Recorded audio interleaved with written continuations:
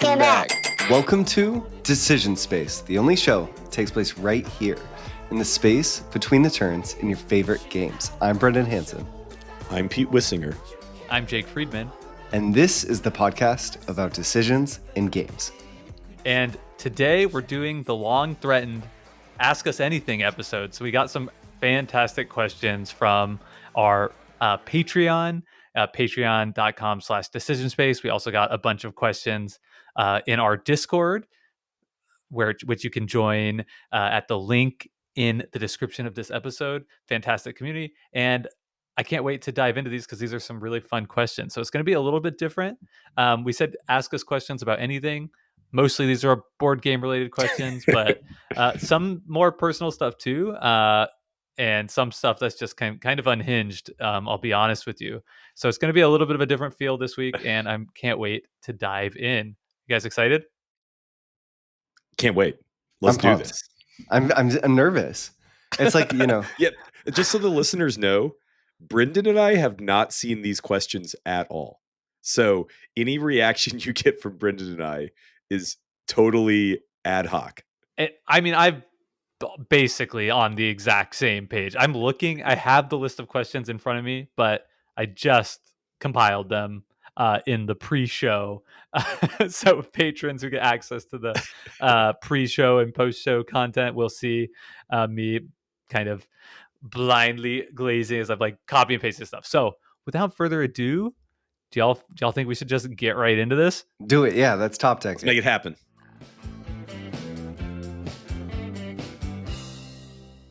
Okay, so this very first question comes to us from Angela of Patreon. We're going through our Patreon questions first, and we'll see what we have time for in the Discord as well. So Angela asks, what is a game that you expected to hate but ended up loving, or vice versa? Bonus if it makes us totally reconsider an entire genre. I feel like I generally expect to love every game I play, which is a really unreasonable answer. What's a game that I like, Jake? That you told I me? have an answer. I have an answer too. Oh, all right, damn. Jake, you then me, and then Okay. that gives Brendan enough time to think of a game. So I'm notoriously like not into fighting games with politics and stuff like that. But I tried Clockwork Wars, which is a sort of real-time resolution conflict, kind of diplomacy-esque, where you're writing down orders on a piece of paper and then simultaneously resolving, going in to do battle. It's been a while since I played this game, but I've played it at least 2 times now, both live on the table, and it's just like been a complete blast each time. So I feel like that is a game for me that is like, I was sort of dreading it when it was coming out to game night, but is one that I really enjoyed, would happily play again. Not really sure what it is about that game that made it sing so much for me, but and maybe it is like the fact that like that you're actually writing orders and you have to just do like thumbs up, right? Like there's time for politicking, but at the end of the day, like that is happening separate from the actual play actions. So Clockwork Wars, one I would recommend checking out to people who like me typically don't like these super fighty games. So I'll be negative and talk about the games I didn't like. So the big one that's coming to mind for me is a trick-taking game that had a lot of hype that came out at the end of last year called Fishing by Friedman Freeze. This is a game that is supposed to sort of combine deck building and trick-taking.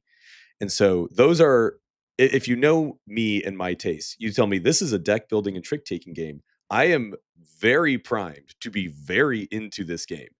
And it did not hit for me at all. For a couple of reasons.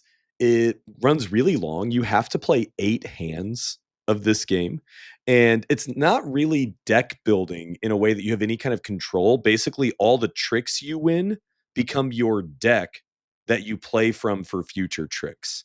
So you don't necessarily have a lot of control over building a deck, and it's not really your deck per se. And then if you don't have enough cards for a hand, you draw from this like deck of more powerful cards. So there's constantly more powerful cards being introduced into the game while all the old cards are still in the game, and they're just getting kind of passed around. And ultimately, they make you play 8 hands. You don't have a lot of control. It just has this sort of rubber banding effect of like, you win a lot, then you lose a lot. Then you win a lot, then you lose a lot.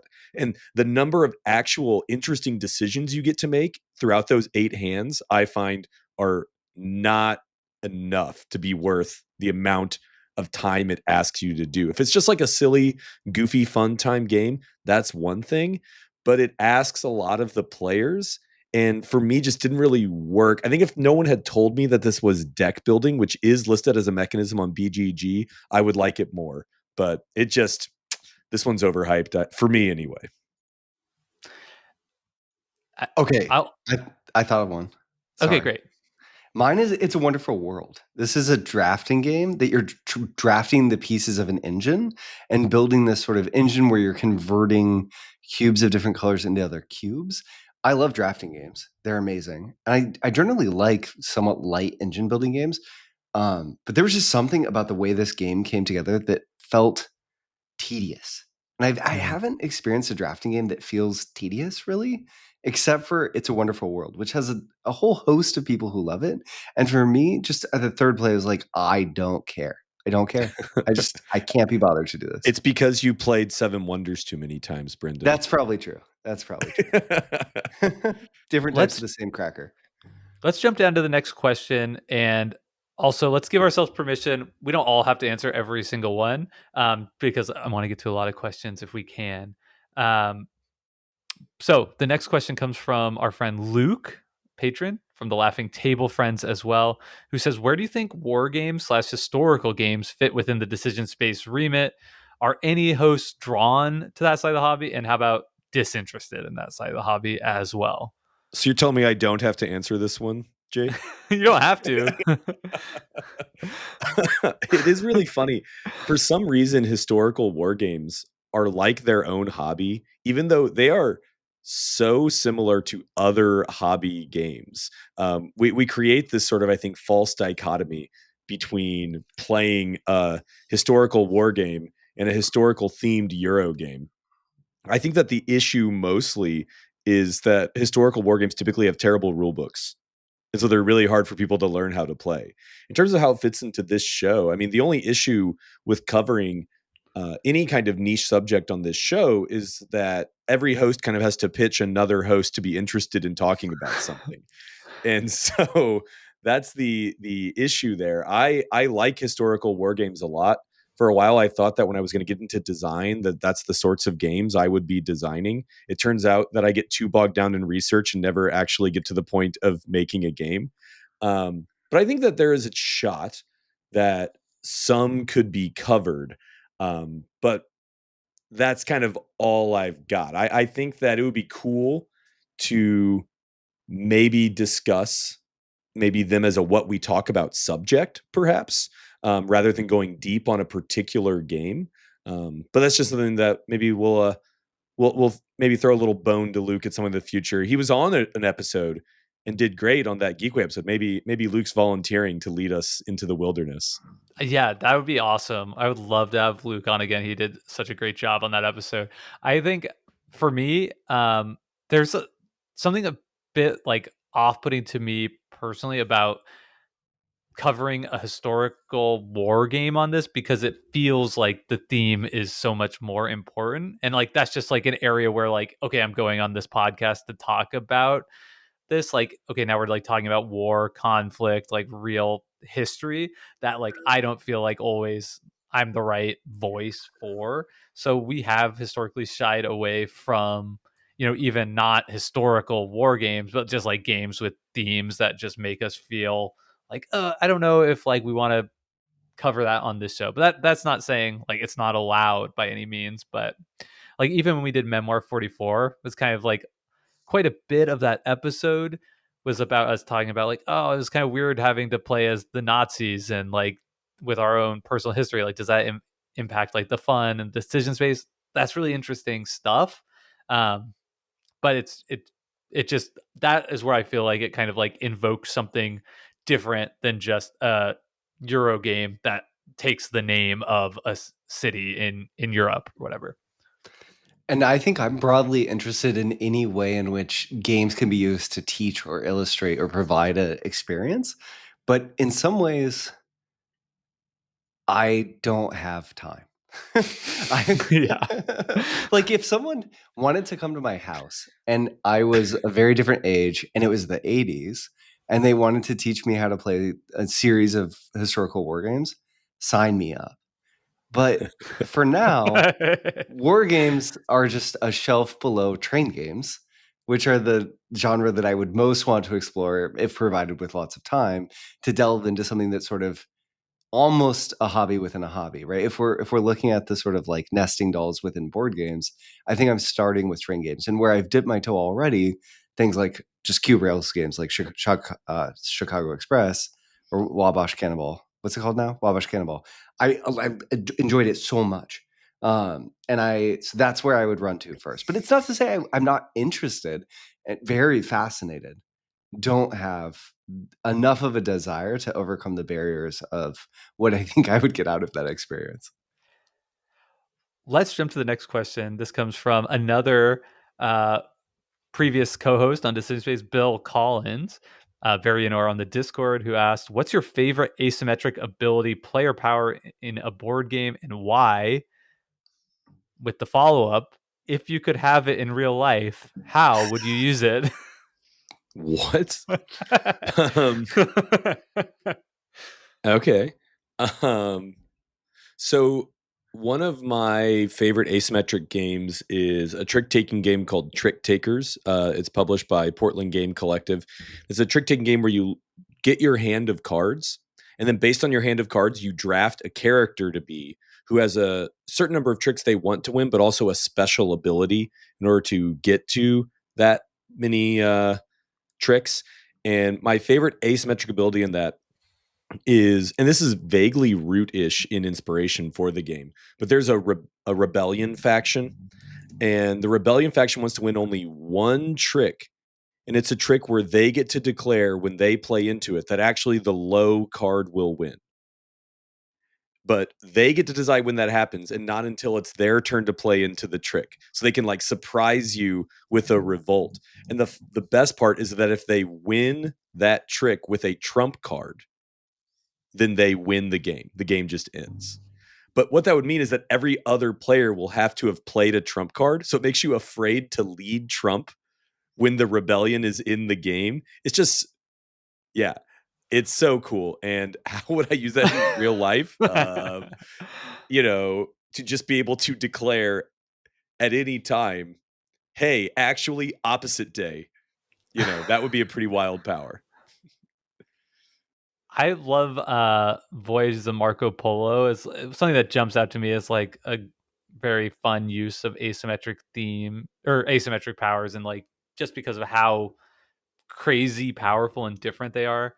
Um, I think my favorite one in that particular game is one that allows you to kind of like drop off trading posts as you move instead of like having to stop at a place to get trading posts down. It's like kind of a pick up and deliver style game, and that has like the special objective that if you like drop off all of your trading posts over the course of the game, you get a bunch of extra points. How would I use that in real life? Well, let's see. I guess that would be kind of like if I'm like driving in a car, I can kind of like also simultaneously, like I could like kind of explore a city, experience a city, um while maintaining my road trip status or something. Like that would be pretty cool, like if I could just like drive through a city and like also have that day to experience the city. So I would use it to be like for tourism and pursuit of pleasure in that way. Okay, that's great. I'm immediately for me came to mind is a character from BattleCon, Caitlin Van Sorrel, who is a character who can drop wormholes. BattleCon's a two-player dueling card game that's played in this two-dimensional plane with a few spaces between everyone, and she has these wormhole tokens she can put down that reduce the space between players with those wormholes by one. So that's the asymmetric player power I would like, and I would just use them to not have a commute. right? Drop a wormhole at work, drop a wormhole at daycare. And I'm not going to drop a wormhole in my house, right? Because I don't want people from work and daycare just dropping into my house. But I'll find somewhere where I live nearby that I can shorten my commute.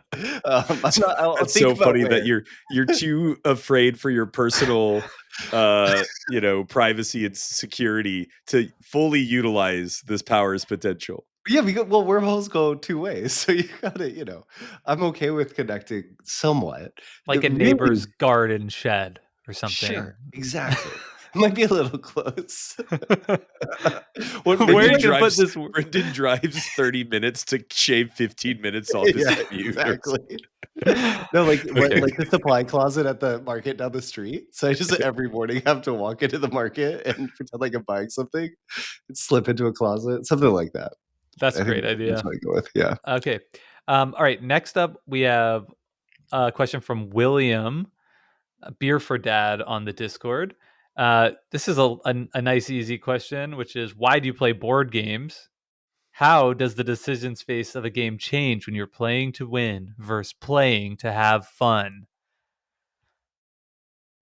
I don't see those as mutually exclusive gaming like I'm always playing to win and always playing to have fun. So for me, that's the same gaming experience. So I'm not sure about that, but why I play board games is I think a great question. For me, board gaming is huge because it's first of all a social outlet for me. It's the main way that I hang out with my closest friends, and it's kind of a reason for us to gather.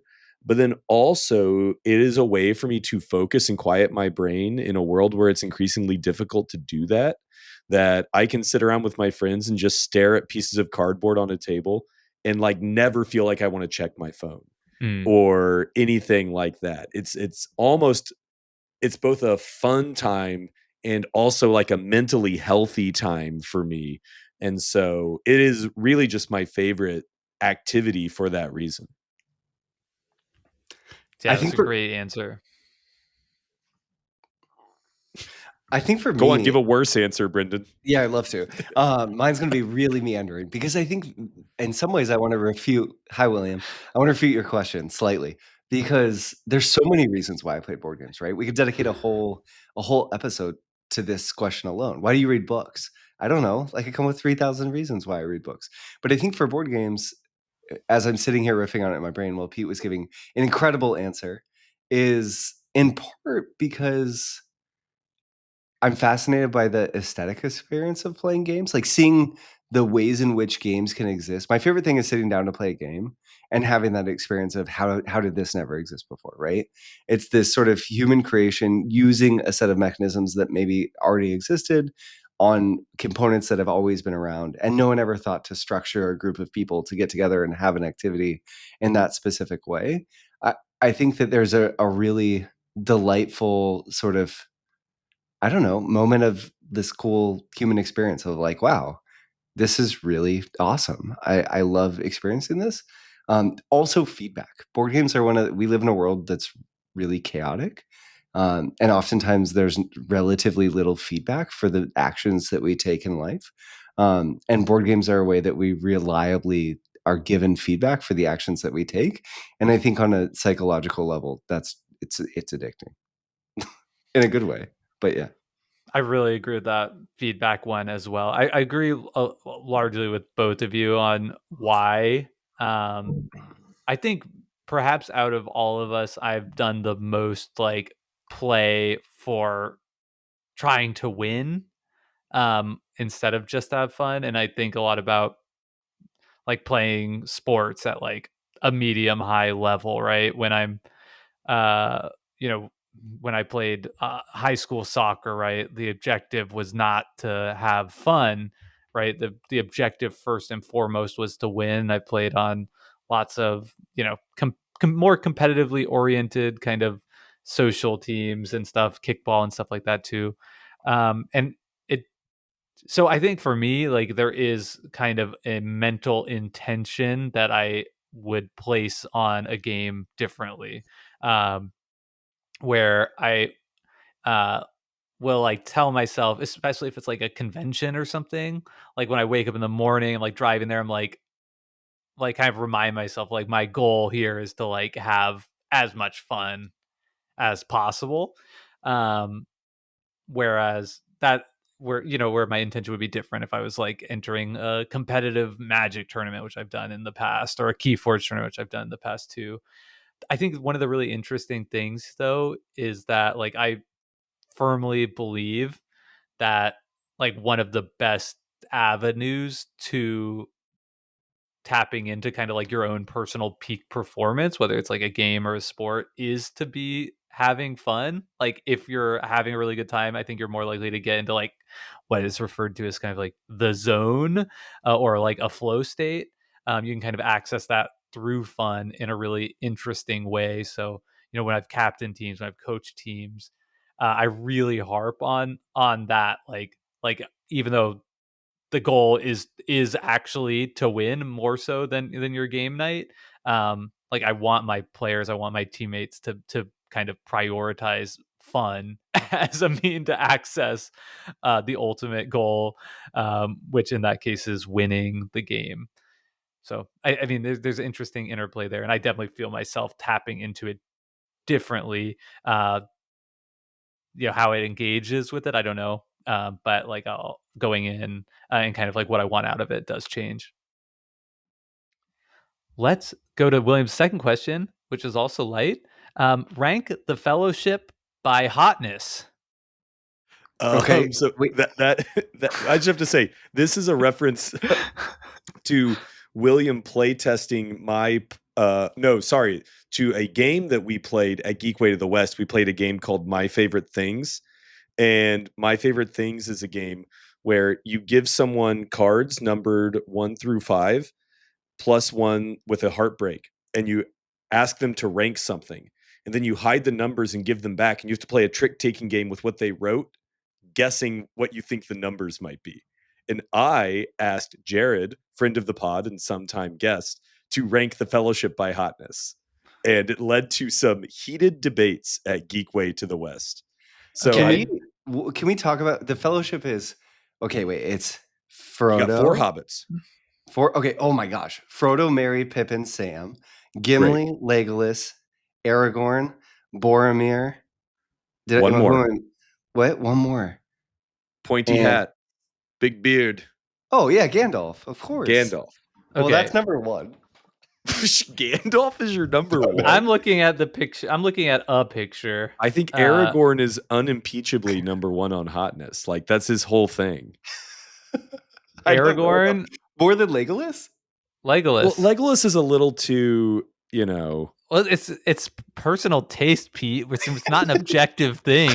Legolas is a little too beautiful. He's not hot, is what I for would you, say. Pete. For you. I'm glad this is on the podcast. Thank you, William. I'm gonna go. This conversation was safe at Geekway. Okay, I'm gonna go Legolas, Aragorn. What's the other human? Boromir. Oh wow, I didn't know you were racist, Jake. Wow, Boromir. Boromir's last. He can't be hot. He's third for me. Then I'm going. Then I'm gonna go. I'll go the twin hobbits. None of them are twins. Jake has never seen. Have you ever seen a Lord of the Rings movie? Then I'm gonna go Frodo, Sam.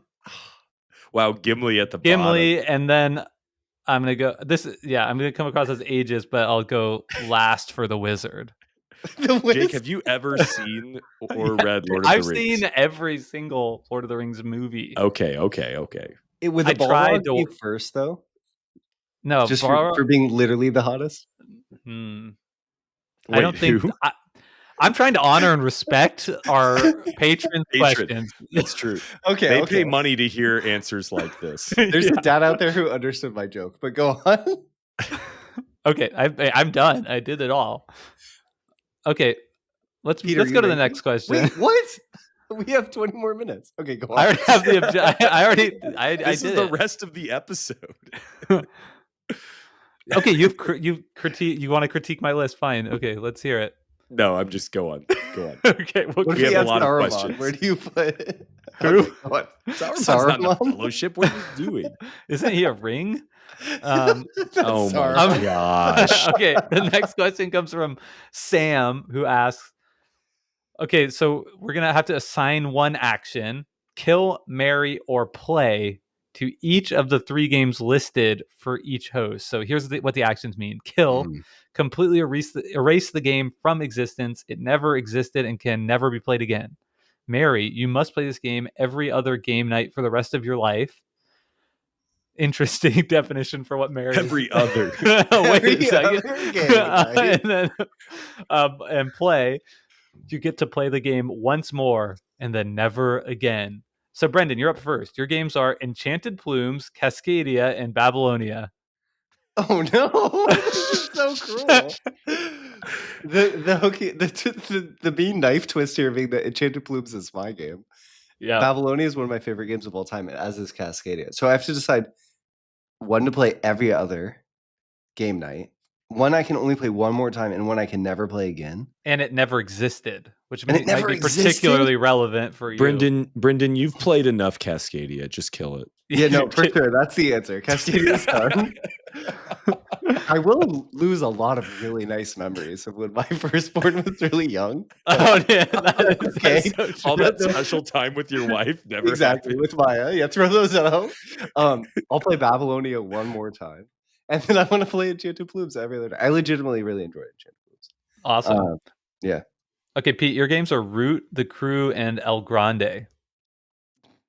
Okay. Well, here's the thing. They're still making co-op trick-taking games. So Yeah, I've already played through The Crew, so I don't need to play. Yeah, that's fine. I'll kill it. Okay, bad question. And then I will play El Grande one more time, and I'll cry Wow. every time I put those caballeros in that Castillo, knowing that I'll never hear those little bits of wood clunk down there again. And then I would love to play Root every other game night for the rest of my life. That sounds incredible. You're telling me I've got a group of people who are going to play Root with me every other week? Sign me up. Sounds like I live in St. Louis now. My games are Bruges, Challengers, and The Resistance.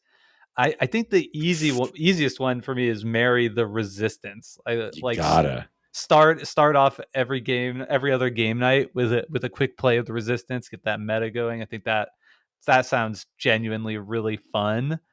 And then I'm going to play Challengers one more time. I played a lot of Challengers, very fun game, and I want what it introduced kind of to the hobby space to continue to exist. Where Bruges, a game, Steffenfeld game that I really love. There are other Steffenfeld Euro games that I feel like exist in a very similar space. So I would be sad to never have played Bruges. Similar to Brendan, I had like some really good COVID memories of like kind of a core group of people playing that over and over. So that will be sad, but nevertheless, it's dead. Do you guys want to just speculate on Paul's games since he's not what he would? Okay, sure. So What's the Paul's list? games are Honey Buzz, Isle of Skye, and Star Realms. I bet that he is killing Star Realms because he's already played it so much. He's doing Isle of Skye one more time, and he's marrying. He can't do anything else but marry Honey Buzz. I don't think. I think he'd be okay with the play on Honey Buzz. Like it still exists. You know, he's probably played it so much. I think my guess would be he goes play Honey Buzz, kills Isle of Skye, and marries Star Realms. Wow, so opposite of what I said. Yeah, I don't know. Kind of a Star Realms fiend. Doesn't he play Star Realms every other day? I don't know if he still does. I think there's some like, not to like metagame this too much, but like having a short game that you're married to, like knock it out real quick and then get on with the game night. No, I'm excited to play Root every. Come on, I know you are.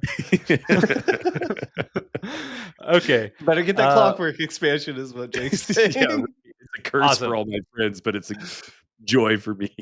So that was all of our Patreon questions. Thank you so much, patrons, for Thanks, patrons, for everything. those awesome questions. Um, and on to the questions we got from Discord.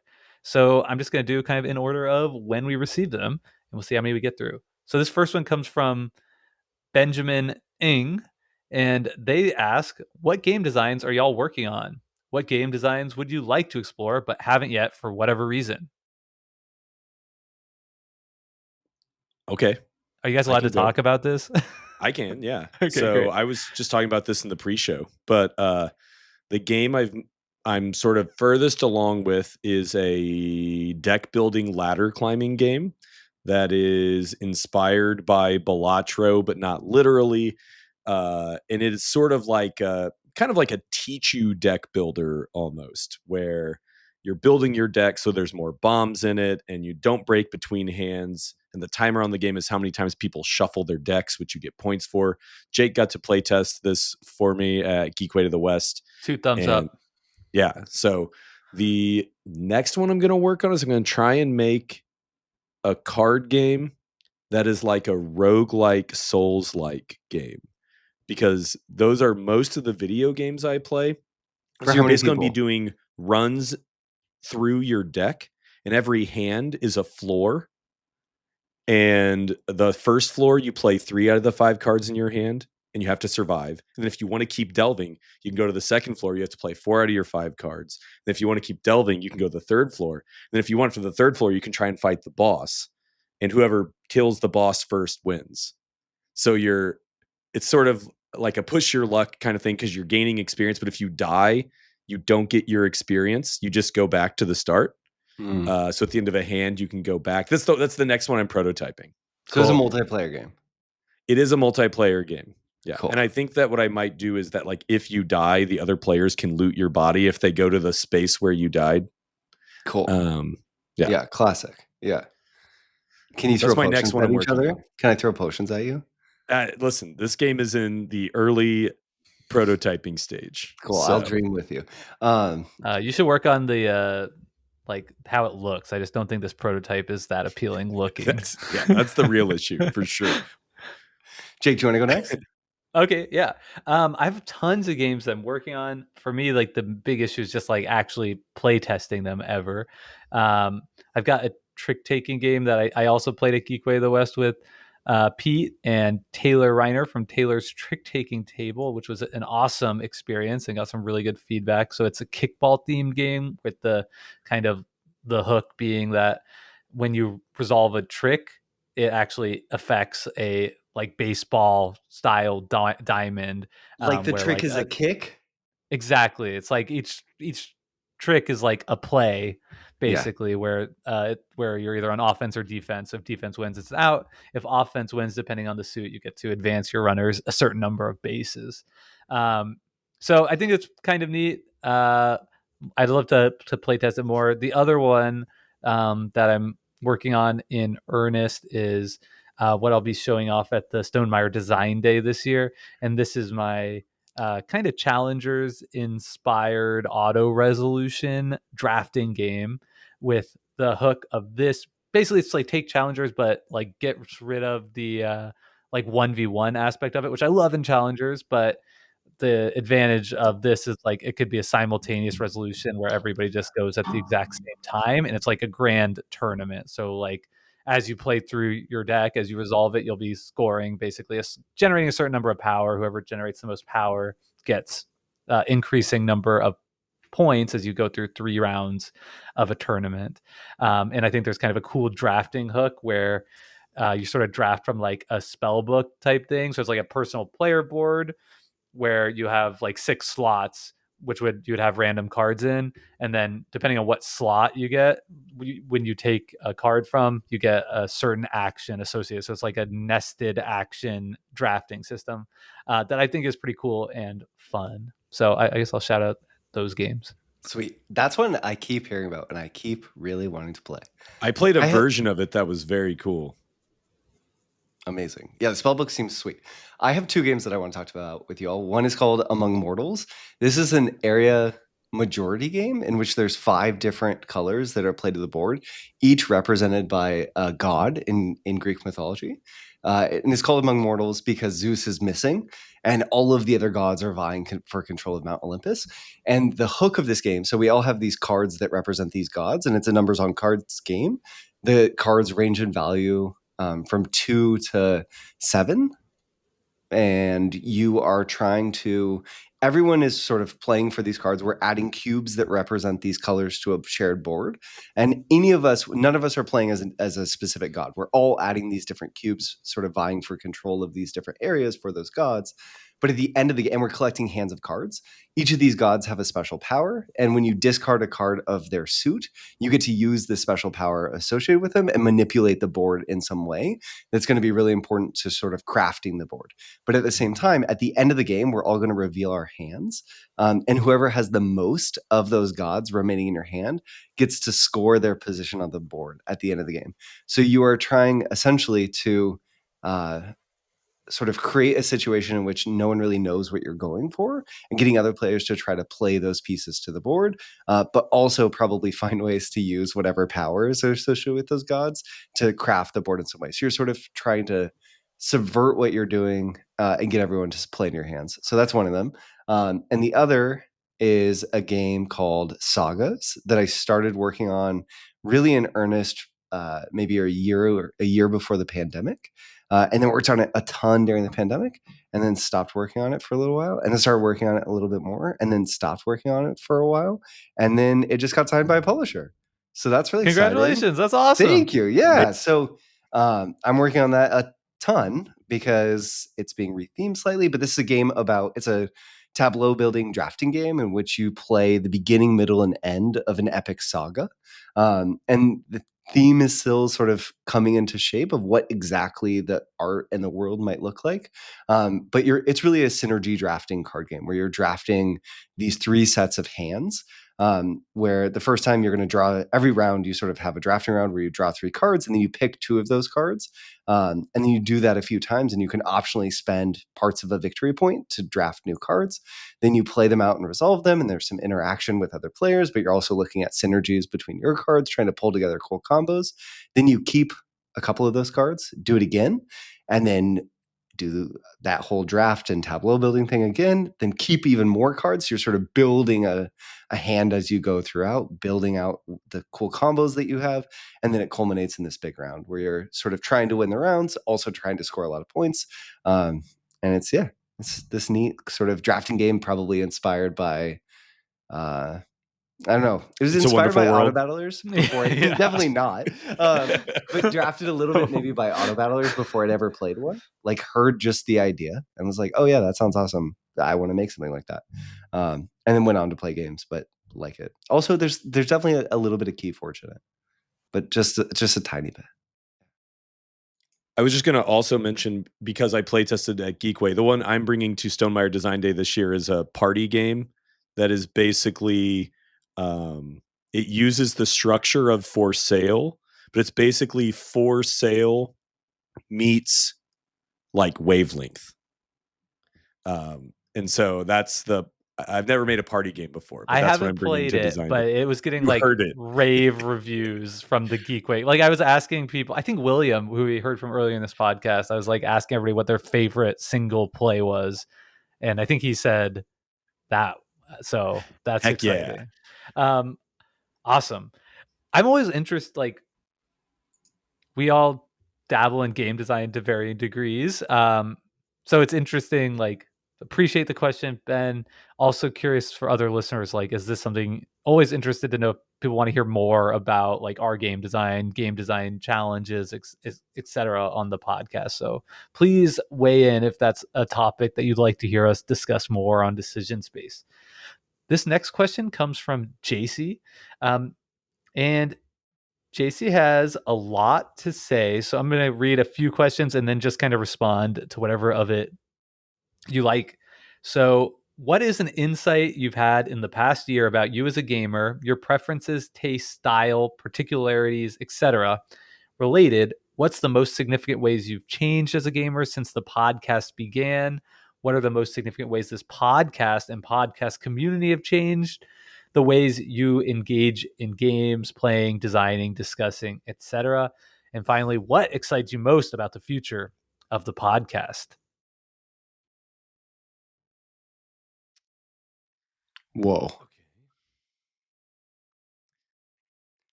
It's just a little one there.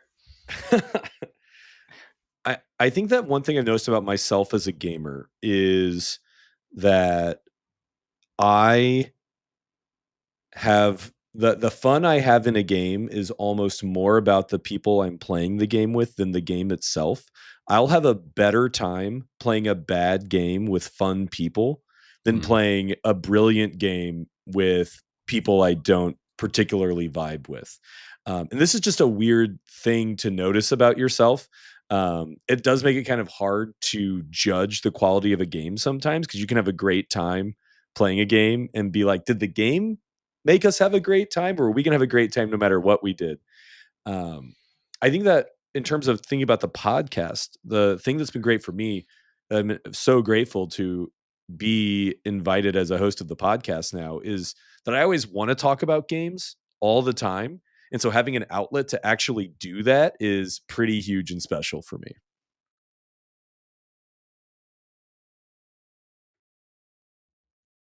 I think it's pretty huge and special for me getting to do that with you. And I think the thing that I'm most excited for the future of the podcast for Pete is I think that this year we've really seen different interests and different tastes and how that's shaken up the show. I think when Jake and I were doing the podcast on our own, we, in some ways, just by nature of talking with each other weekly for an hour or more and playing games with each other many, many hours a week, even more than that, our tastes were starting to come together. And in some ways, any 2 points, like they could pull together. But I think with 4 people, it's unlikely we're all going to over centralize. And especially, I didn't foresee how different pairings would really take specific episodes in whole new directions where we can explore these sweet offshoots. And I think we've only just been able to do that. Pete, you and I have been going on this little route quest that I've really been enjoying. And I think that there's whole areas of the hobby that each of us, Jake and I still included in different ways, can continue to do that really excites me. And to me, it feels like we're covering fresh things, just talking about games in different ways and bringing different perspectives. And I think another thing that excites me about Decision Space is, Jake, there was this point where we were doing the show where I think we were doing a lot of deep dives, maybe 2-to-1 deep dive to just sort of general topic. And I think maybe in a silly way at the time, we had sort of thought, are we going to run out of games to cover on the show? And it's nice in retrospect being able to look back and say, like, no, that's preposterous. There will always be new games. There will always be new games doing interesting things. Our desire to cover games will run out before there will be interesting games to talk about. And that's really cool. Yeah, I think the way I've changed in relation to the podcast is just like having folks rub off on me, like Brendan. I think, you kind of were really standing for Reiner Knizia, and I think at the start of the podcast, I was like, I was kind of out on Knizia, like having just only dabbled, not really seeing what made a lot of his designs so special. Similarly, I think Pete really turned me on to trick taking games, so that's been something that's really cool about, like, and it's not just the host, it's like people in our Discord community too that we're also talking with every day about games. Definitely like not too proud to be like, okay, cool, like I maybe was missing some of this. And like I always want to be like I don't. One thing I was really struggling with a little bit with the root episode, and this struggle is strong, but like, I like want to be part of like the special group that this thing is like for. Like, I want to appreciate it, even though like my own subjective tastes are really like not in alignment with like what the design and development of that game is going for. But just seeing people being like so excited made me feel like, okay, well, I got to give this like one more try, with this like new perspective that I have now from listening to y'all talk about it. So I think that and hopefully for listeners too, like that can be kind of like a shared experience where before the podcast I was like felt like a more so on my own, like I was still getting like hearing media about games otherwise, but I was kind of like, yeah, I really like this Stevenfeld game and that guy and like Castles of Burgundy, and that was kind of like the sum of my taste. And I think now my taste has like diverged and gone off into like interesting and surprising ways. And then I'll just add on, the thing that excites me most about this podcast, the future of this podcast, is just like we're not the biggest podcast in the world. We're not huge, but we are, getting, 1,200 listeners a week for our new episodes. And like in the context of this board game niche, this board game hobby, like that's a meaningful number of folks, to the extent that like it will and has, I think, started to like open some doors, and I hope that it will continue to.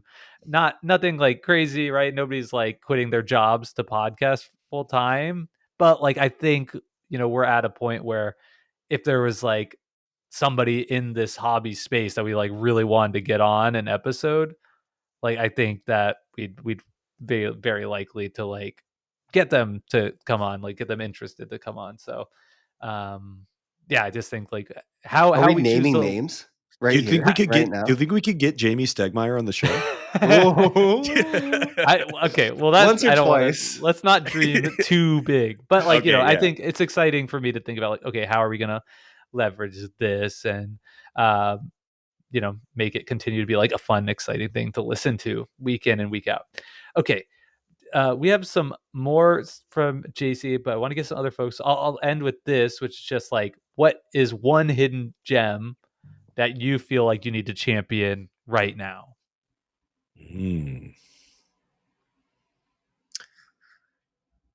I'll go, Go on, Jake. I'll go first. Okay. And I'm gonna say, so this game I've been playing like a ton.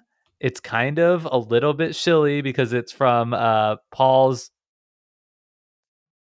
development gig with Gamehead Games. So they've come out with some like new games recently.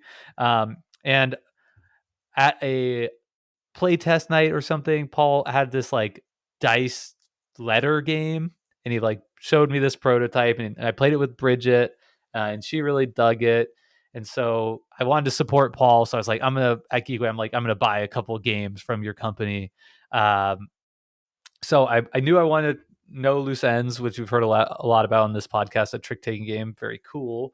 But I was like, okay, I'll also get this letter game, which is called First Class Letters. And the way it works is you've got like 4 chunky dice. You roll the dice. 3 of them are like consonants, and then one of the dice is vowels, and that's red. And like, so the red dice, you can't use any letter from that in your word. And then you have to use the other dice. You get points based on like how many times those letters show up. And you just do like 7 rounds really quick. It's got a timer. So like as soon as you write down one word, you can flip it. And very, very simple word game, but like I was like, okay, this game is kind of nice, and I've sort of enjoyed it. I brought it out to people at lunch, and I've been at work, and I've been trying to get like work lunches going. And the people I played it with just like absolutely flipped for it. They loved it. Like it was like people were like, "This is my favorite game you've ever showed us," and I've showed them tons of great games at this point. And I was like, okay, cool. So I'm gonna bring it home to. I was just recently visiting my family. I brought it out there. My family is like Scrabble loving, but like very reluctant to play anything that like has the whiff of a modern hobby board game. Like I thought, oh, I'm gonna like, I had this like that game Paperback. I was like, my family's gonna love this because I love word games. They just like did not like it at all. And I've tried a bunch of other games, no success. Got them to play this First Class Letters game, and like I finally found it. Like it like this really feels like the game that I can like play with my Scrabble loving family, and everybody's gonna have a great time. So it's cool. I highly recommend it. I've just been getting so much more play out of this box than I expected to when I picked it up. So I do want to shout that out. First Class Letters from Gamehead Games. Designed by Peter C. Hayward. Okay, so a game that I really want to champion is a game, Jake, you and I have talked about on the show, that I think is a hidden gem because I haven't seen it really discussed, and that's Nimalia. Nimalia is this really cool little tableau building game that's a spatial puzzle where all the cards are sort of, imagine every card has a grid on it. So you have top right, top left, bottom left that all show a different animal. And you're creating this sort of grid of cards according to certain scoring conditions that you see throughout the game and you can plan for. And the cool thing about Nimalia is you can play these cards overlapping with cards you've already played. So there's a lot of planning in this game, but it's a fairly light game. And yeah, it's just delightful. There's nothing all that, I don't know, miraculous about it, but I think it's a really good game that stuck with me. And it's one that I think is worth checking out. So that's Nimalia. So I have two quick things to mention.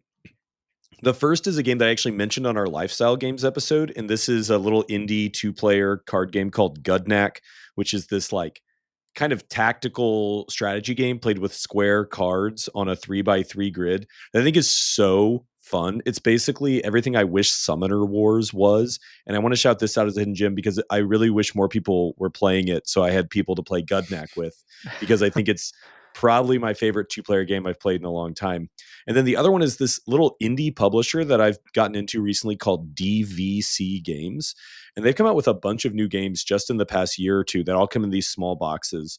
I played one called Typeset, which is a push your luck word game where it's sort of like Scrabble, but you're like drawing tiles out of the bag. And you have to start spelling words, not knowing what tiles are going to come out later. It's so clever. It's a great word game. They also have one called Signal, which is a game about trying to communicate with an alien, where one person's an alien and you put objects on a board and then the alien has rules to manipulate the objects, and you're trying to figure out the alien's rules so that you can together create a picture. So they just do all these. They have this really cool murder mystery game called Here Lies. They're just doing really cool, weird stuff as this little indie publisher. So the other hidden gem is just to shout out any game by DVC Games. Nice. Love that. Okay, cool. Great shout outs. Brendan, this one's for you. When is the Food Chain Magnate review coming out so I can put it on my calendar? Yeah. You guys, I will do food. I love Food Chain Magnate. This is a bit because at one point for our Patreon, we had like a perk where like we let people vote on a game, and they voted. This is like years ago. They all voted on Food Chain Magnate, and we just never did it. And we just like quietly removed that perk. It was on the pre-planner notes for a while. Yeah, it was. I played it once, so someday, Pete, you can get on that. That we'll just have to like we put the perk back and then we just add hosts who have actually played those games. It's a perfect scheme. I'm in so much physical pain. Okay, that was from Carcassonne Hater. Meh, it's mid on Discord. Matt asks, "What's the next game you are going to buy? Does anybody have one that they're like that they're ready to like pull the trigger on or thinking about?" I just bought That's Not a Hat. That's not the next game. That's I'm going such to a buy, good I just game. bought it. Yeah. But I very recently bought it, so that's on my list. I very recently bought Bomb Buster. What's that? Which Bomb Buster? You don't know about Yeah. Bomb Buster? It's No, I like don't know about Bomb Buster. I think it just like got nominated for this spiel or maybe won. So you're like you should know that as like a host of a board game podcast in 2025. It's basically it's like Hanabi meets the Mind kind of deal. Cute. It has cute art. Nice is not like the Mind, but it's like kind of like Hanabi-esque, I guess. It's really So cool. for me, I've told myself that I'm done importing Japanese games because I don't need to pay a premium to import games anymore. I just have enough small box card games. But I just a couple days ago played the new game by the designer of Nikosu Dice, and I am scouring Japanese websites looking for this game. So once I find it, I will pay too much money for that game. So interesting. I'm excited to hear you talk about this game, but like Nikosu Dice is kind of like one of those games where it's like I wouldn't have been surprised almost if like the designer was just like, this was my contribution, and then I don't know why, but like that was just kind of like the vibe of the game was like it just feels like this like kind of like perfect storm of like madness and like something just like kind of emerging out of the components like as if by thin air. But no, it sounds like maybe the designer is actually like really smart, which is probably shouldn't be a surprise to me.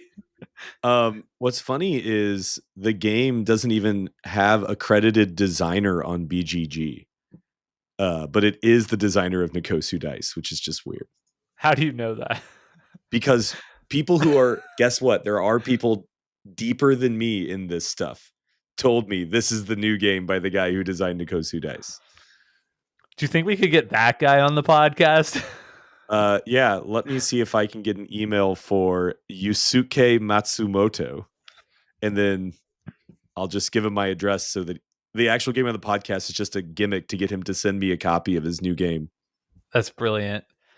This is what I'm talking about. We need to start leveraging our fame Yeah, for personal gain. we got to start more than we are. got to start being those content creators that shill to publishers for free trips to do cool stuff, and there's a whole world out there that we're just not tapping into. Yeah, Jake. yeah. Soon it's gonna happen.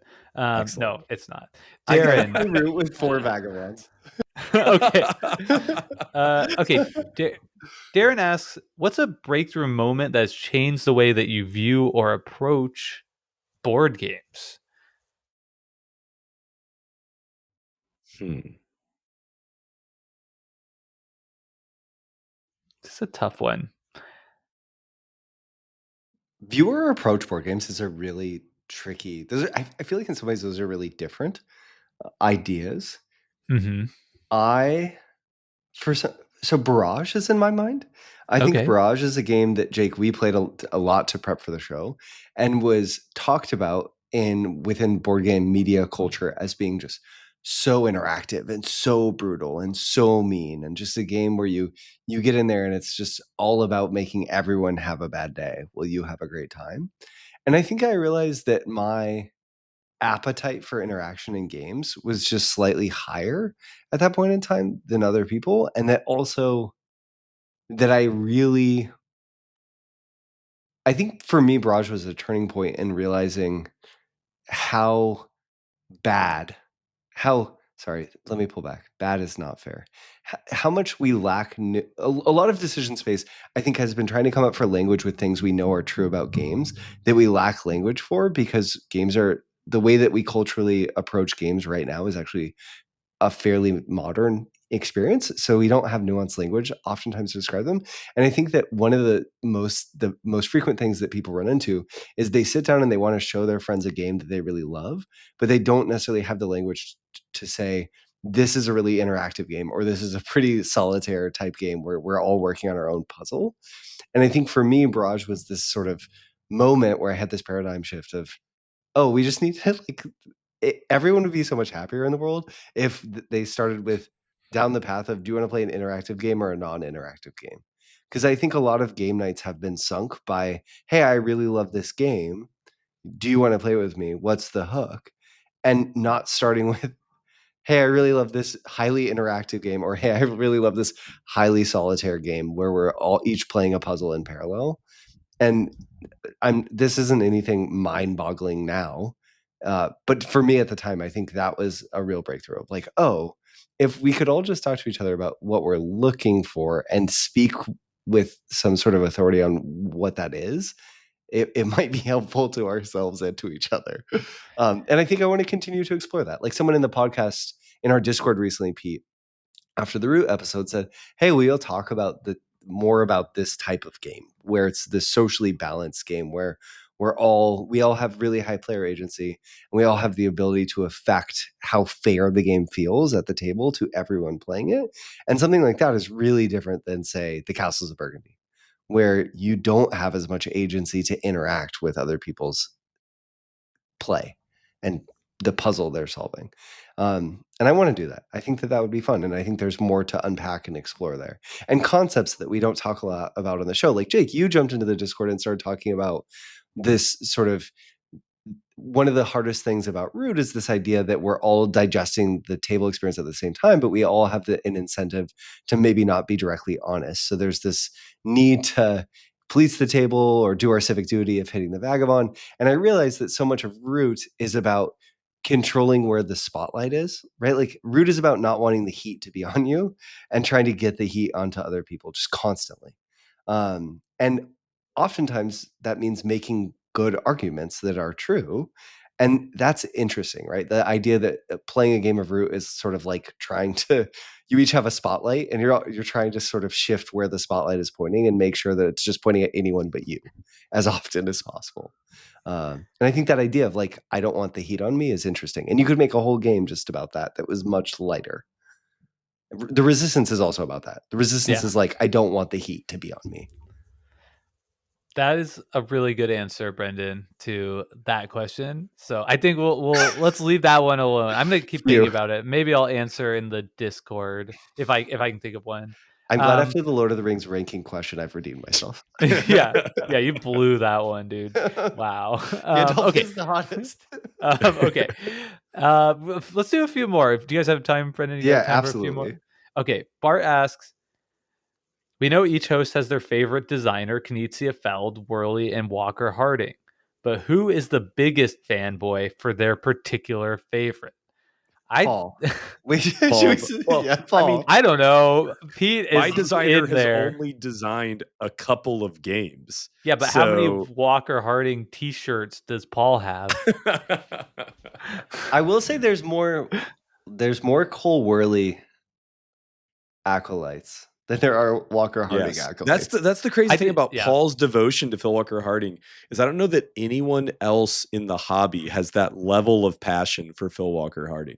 I will say I've probably listened to more hours of Cole Worley talking than either of you have about your favorite designers. Like every time he's on a podcast, I listen to it, or I listen to the Leader Games monthly studio chat. Like I am pretty embarrassingly, like if Cole Worley were listening to this episode, I'd be embarrassed to talk about how closely I follow this person's output. I have no idea if Stefan Feld speaks English, but if he does, we should get him on the podcast. I like Richard Garfield. Oh yeah. Did you say that that's your number one designer? I love Knizia, and Knizia's games are incredible.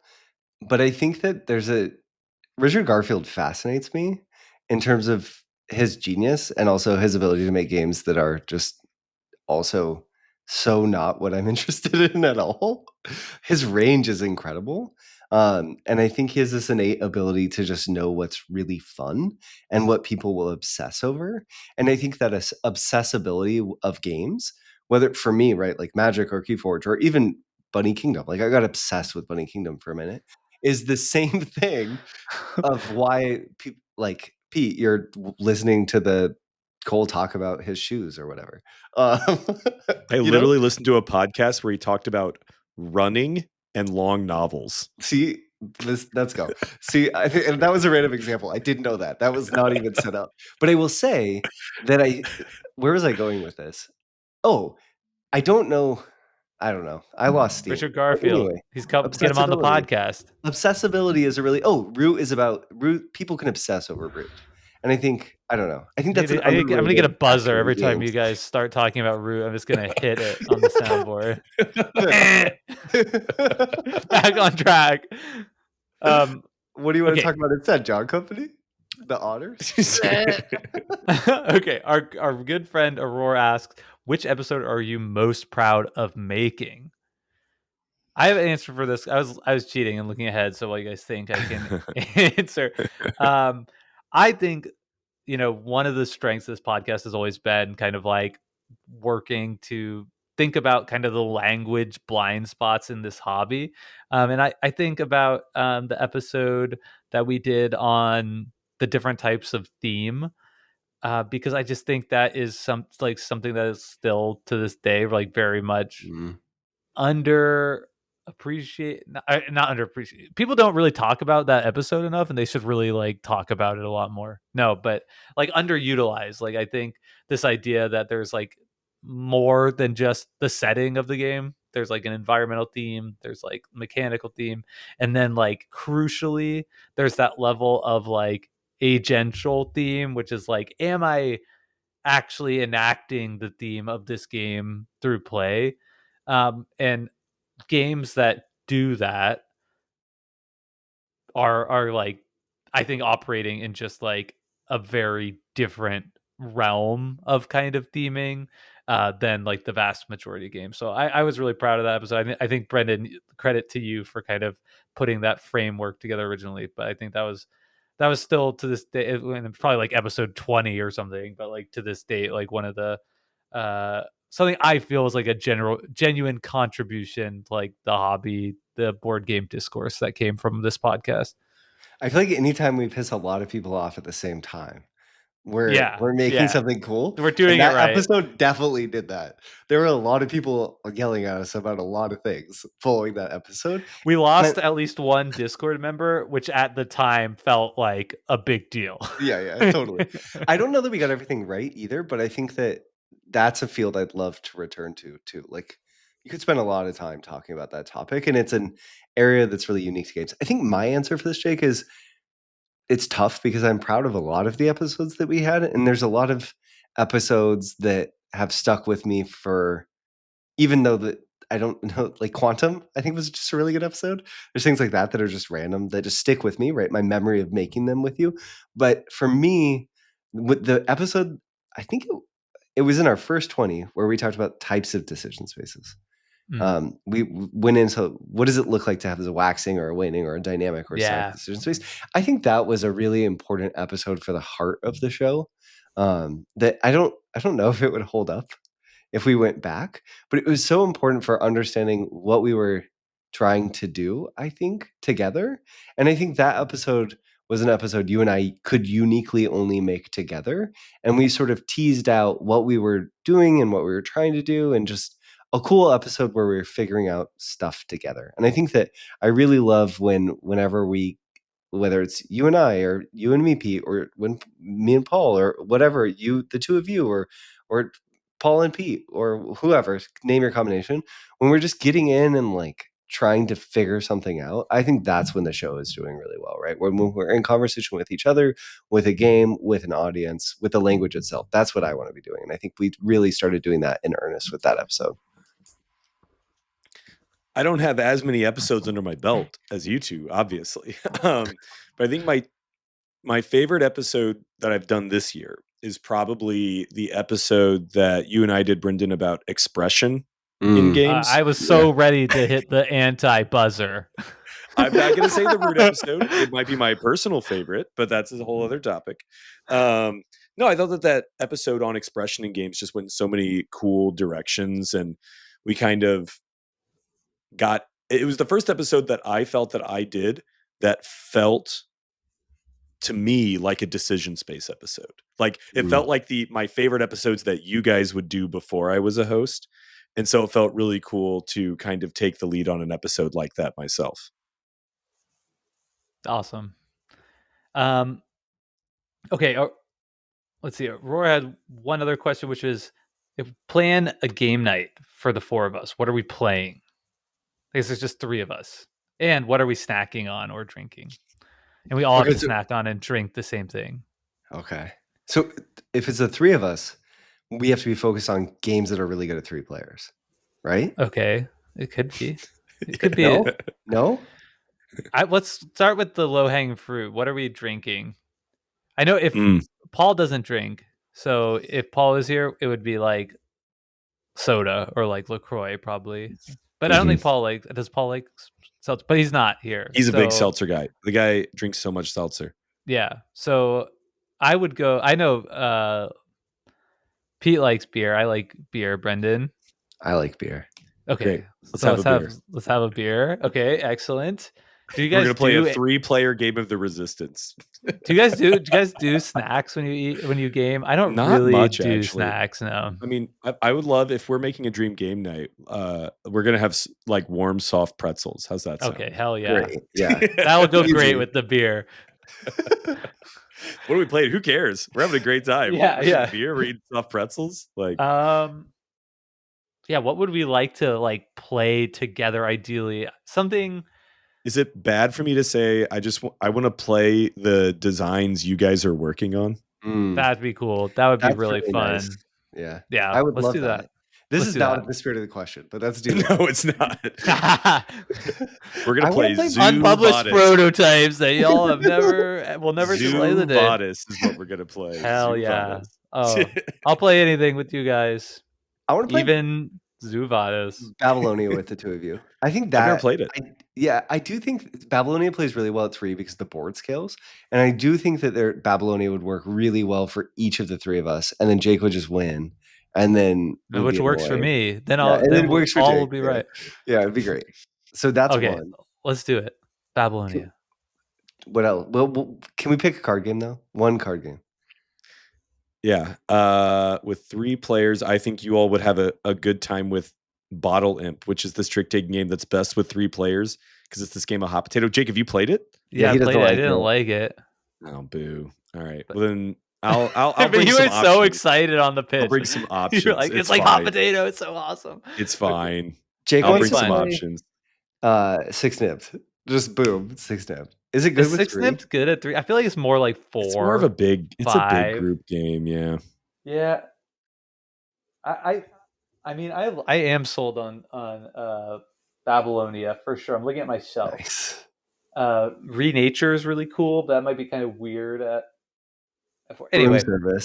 Broom Service is so good. Just That'd good be at all fun. playing. Schadenfreude is really fun with 3. Oh, Never that'd be played it. fun. That'd be a fun Yeah. card game. Yeah, let's do that one. Okay, All right, cool. cool. All right, Sick. awesome. Okay. I think we have 2 more questions. Perfect. Okay. So this one comes from AJ Kellner, who says, I'm a stay-at-home dad and it's Father's Day at the time of writing this. Curious what games y'all would play with your kids. Okay, I suppose Pete is out and Jake's son might be playing peekaboo. So it's mainly a question for Brendan and Paul. And Paul's not here. So Brendan? Yeah, my kids. So I have one who's 50 months old. So peekaboo, which he loves. But the older is almost 4. He turned 4 in July, and games are still really hard for my older son. He just rules are a tough concept, and I think there's so much going on in his brain that the closest we have a game called Chicky Boom, which is this cool blue-orange game it's a seesaw where you put these different pieces on it. So they all have different point values, including chickens, and you just take turns taking them off, trying to have all of it not fall down. So Chicky Boom is neat. I think that's a recommendation I'd make. Animal Upon Animal is another game that we can almost play, and it has a die, so it gives you really good practice of rolling a peak, like of rolling a dice, and that's exciting. Rolling a dice, I can say, having played a game with a 3-year-old, that's roll a die. That's freaking awesome for a 3-year-old, which is cool to see. He also loves slapjack, so we just have a playing card deck of cards but they're all bugs, right? And you just flip the cards over, and when you see the jack, you slap it. He loves it. He went and got it out tonight. We had people over, and he's like, "I gotta show you all slapjack."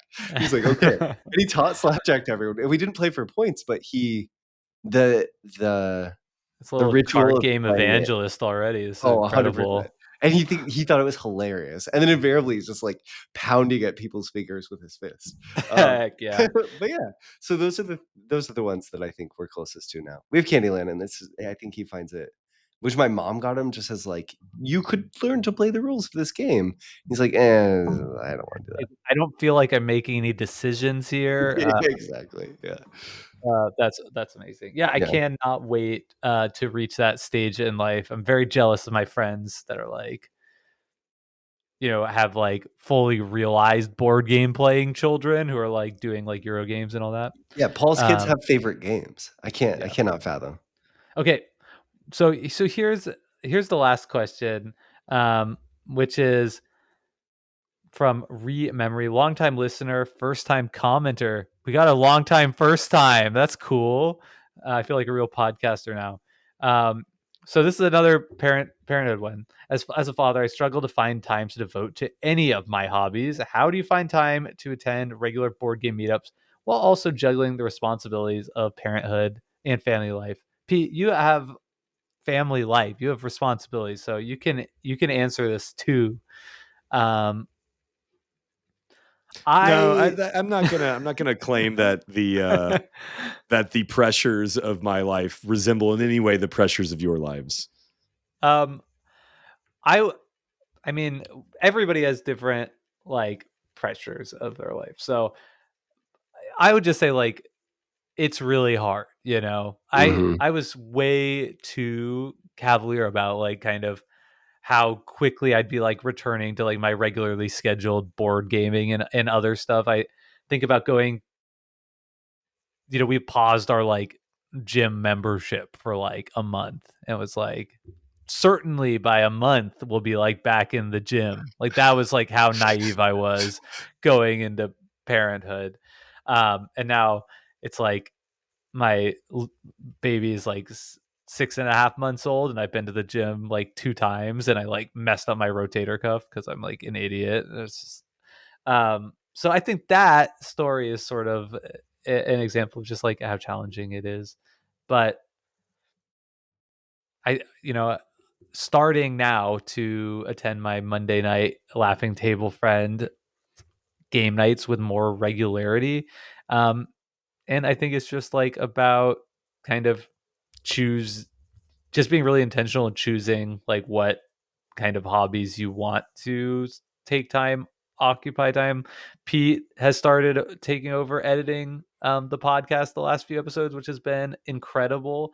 So that's been like a pressure relief valve that gave me back some time to kind of capture, which I can then be like, okay, instead of like one night a week editing the podcast and one night a week playing games, it's just one night a week uh, playing games. Makes it a lot easier to, you know, make that ask of my amazing wife to do the put down. So making compromises, being intentional, and then I guess just cherishing the time that you have. Sorry, no hacks here. I'm in the midst of it currently.